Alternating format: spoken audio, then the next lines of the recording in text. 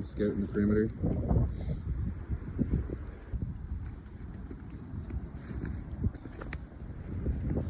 There was coyote tracks around here a couple days ago, but I guess we'll find out tomorrow with this new snow how close they're getting. Nice and calm in here.